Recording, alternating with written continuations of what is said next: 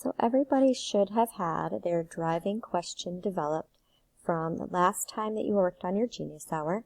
So I'm going to show you from my example. This is a project that I did a few years ago when I first, well, not when I first, but one of my Genius Hour projects that I did with my class. And I really hope that you find the Genius Hour project to be meaningful to you, which is why I let you pick your topic and pick something that's meaningful to you. In very few instances in your education do you get to have some choice in what you want to learn about. And I think that this time that you have with a little bit more freedom, I know some of you are working through your work more quickly than others. I know you have a little bit more free time. And if you're anything like my kids, you're telling me they're bored. So this hopefully will give you something that you might be interested in just spending some free time if you have nothing else to do, learning more about, because it's something that interests you. So this is the one I did. My driving question, my topic was spider repellent, and I turned that into a question that I was going to research and find the answers to. What are the best, most effective, and all-natural strategies to keep spiders out of my house? So what you're going to do today is go to your next two slides, and yours look like this. And I want you to think about who's your audience, why this is important or worthwhile, and it doesn't have to have some big, deep meaning to change the world. It just might be meaningful to you. And what do you expect to learn from this project? So here's what I put for mine. Who's the audience for this project? In this case, it'll be my family. And why is this important? So we had just moved into this house, and my son's room was in the basement. And in the spring and fall, we kept finding these big, creepy spiders.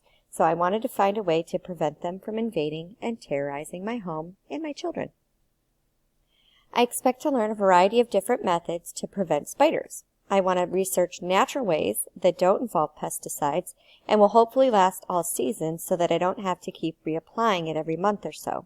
I think I might also like to learn what kind of species are in my area, or kind of spider species are in my area, and see if there are certain conditions that draw them to our house that I can prevent. So one of the things I was going to look at is, does it matter if there's mulch or grass or gravel around the side of the house? So what will I have to show at the end of my project? At the end, I plan to implement some of the methods I find. I'll take photographs of the end result and create a how-to guide for others who might want to learn how to keep spiders out of their homes. I'll present my findings to the class using a Google Slides presentation with photographs and maybe videos of what I did to prepare my home against spiders. So your end result, and I'm envisioning this would be something that we'll do, close to the end of the school year, is for you to make some kind of a screencast or a video that you're going to record and share with the class about what you found out. And again, this isn't something that you're going to need to finish. So wherever you are at that point, that's just what you'll talk about. What did you learn along the way? So in doing that, I want you to think about some questions that you might need to answer. Are the ways that you found to prevent spiders safe for both pets and children? How much does it cost for each of these methods? Would it prevent other things besides spiders from getting in? And how long will it last? And then on the next page, I added a few more questions that kind of started making me think of, what else do I need to research? What are the natural ways to prevent spiders from getting into your house? What kinds of spiders live around my house? When are spiders most active? What natural predators are there of spiders? What causes spiders to come into my house? Which spiders should I be most afraid of? Do different spider species react to different deterrents? And this would probably be an ongoing list of questions. So you'll see that my list of questions, I went on to another slide just because I ran out of room. But that's kind of what I want to work on, I want you to work on over the course of the next 2 days. Okay, is filling in these two slides.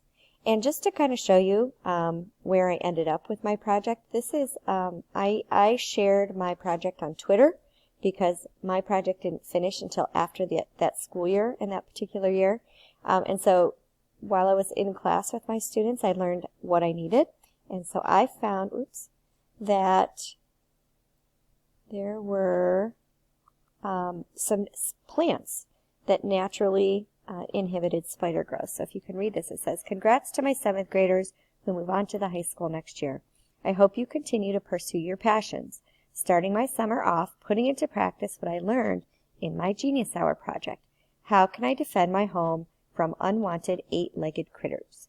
And so one of the things I had found was that mulch was a natural home for spiders, and that there were a couple of plants that they didn't really like, and one of them was lemongrass, and the other was mint.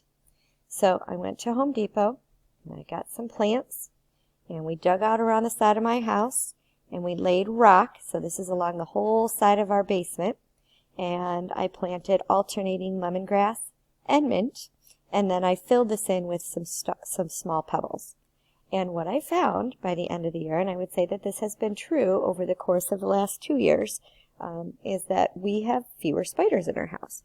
Now, I don't know if that's just because, I don't really know why. I would like to think that it's because of what I put around here, and that this worked. So, but for whatever reason, we have fewer spiders invading our basement. And that's not to say that we don't have any, but we haven't found the same quantity, and we haven't found the big, hairy, freaky ones that we had found before.